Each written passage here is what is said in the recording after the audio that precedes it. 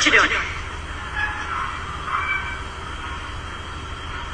Self-realization. I was thinking of the immortal words of Socrates, who said, I drank what? Is there something wrong? The worst thing to call somebody is crazy is dismissive. I don't understand this person, so they're crazy. That's bullshit. These people are not crazy. They're strong people. Maybe the environment is a little sick.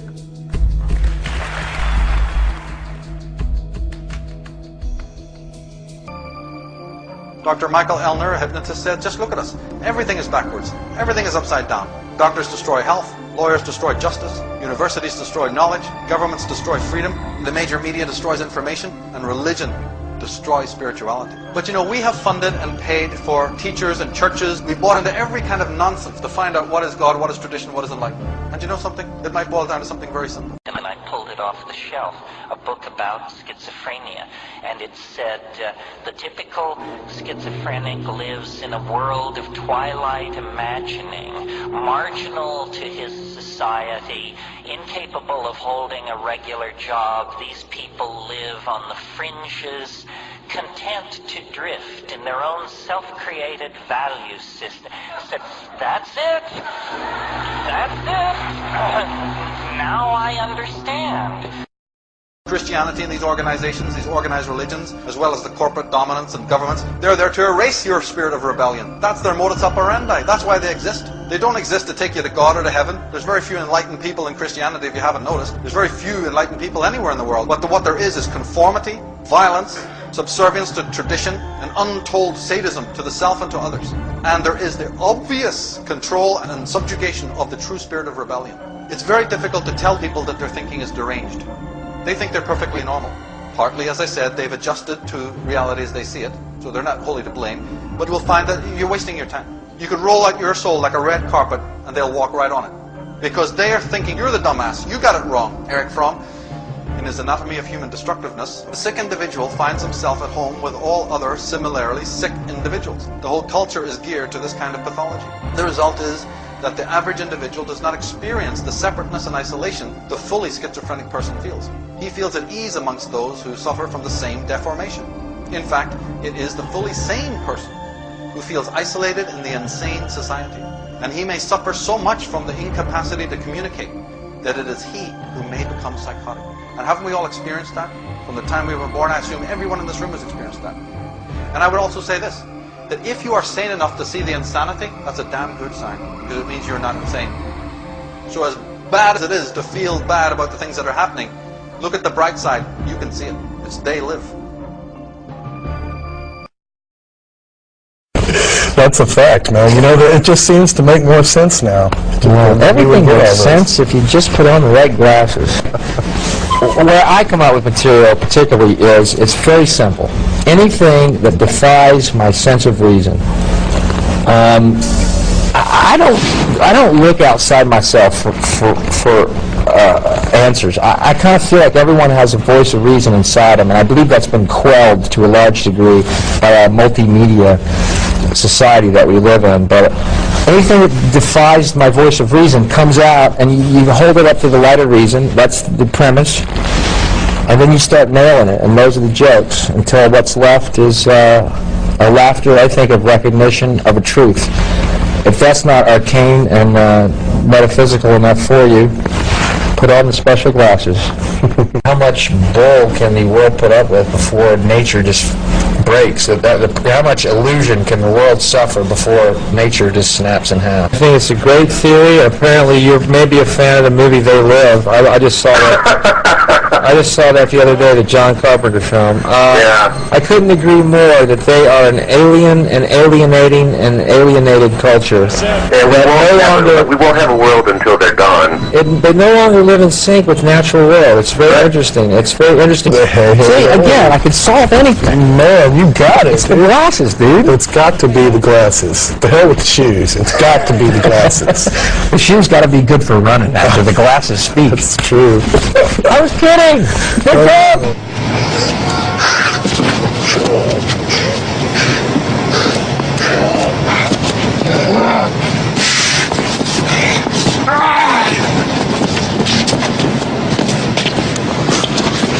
Look! Look at them, they're everywhere! I don't know. Maybe they can see Alley 5th and Spring. Now hold on. You ain't the first son of a bitch to wake up out of their dream. The most strongly enforced of all known taboos is the taboo against knowing who and what you really are behind the mask of your apparently separate, independent, and isolated ego. Carl Jung put it this way. He said, people will do anything, no matter how absurd, to stop from facing their souls. And all that carnival that you see out there and all the distraction and nonsense that this world is wall-to-wall full of, that's what he's talking about. He said, when an inner situation is not made conscious, it appears outside of you as fate.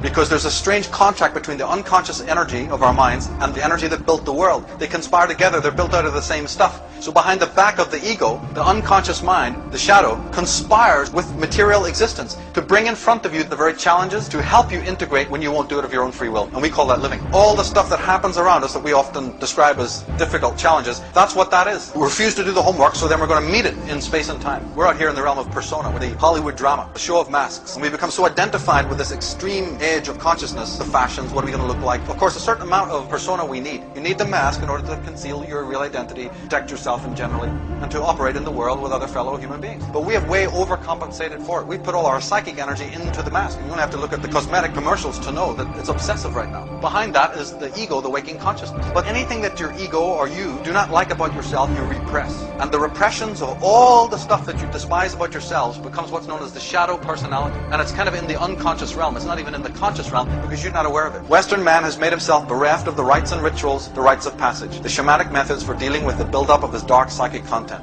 As a result, he is patently psychologically arrested. His avoidance condemns mankind and the earth. It engenders psychotic and sadistic leaders who are able to play upon his fears and lower instincts ad infinitum.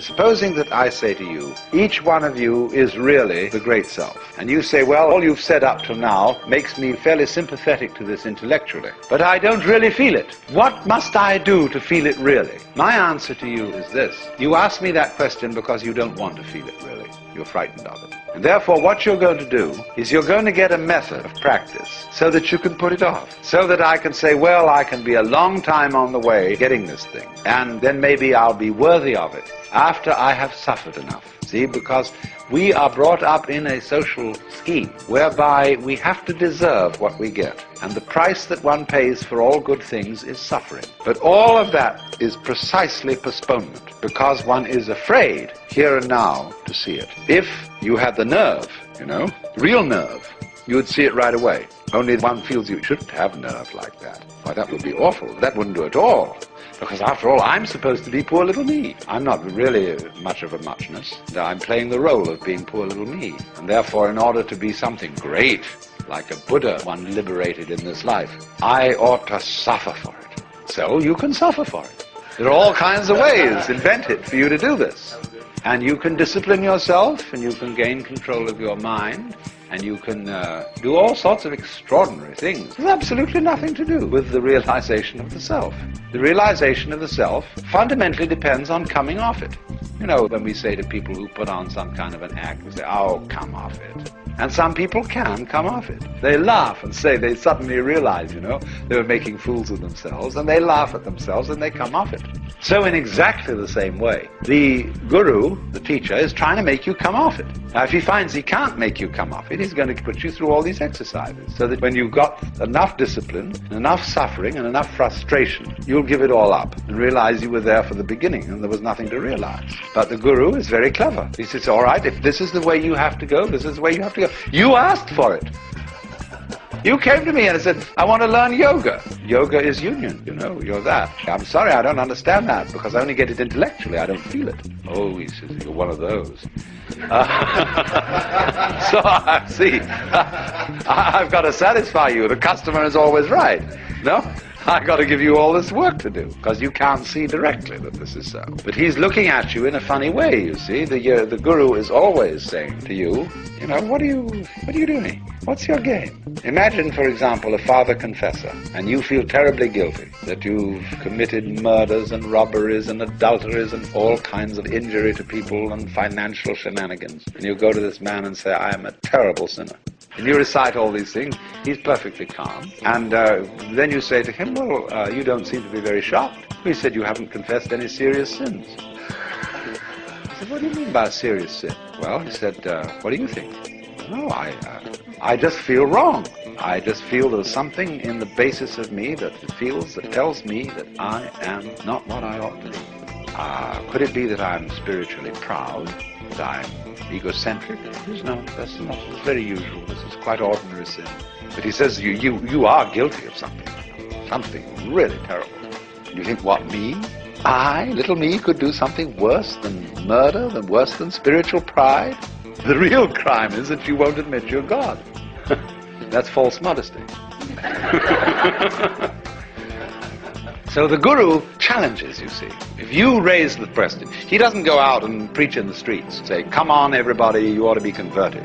He sits down under a tree and waits. And people start coming around, and they offer him propositions. He answers back, and he challenges you in any way that he thinks is appropriate to your situation. Now, if you've got a thin shell and your mask is easily dispatched with, he simply uses what we might call an easy method. He says, listen, Shiva, come off it. Don't pretend you're this guy here. I know who you are. And the guy sort of twinkles a bit and says, well, I guess you're right.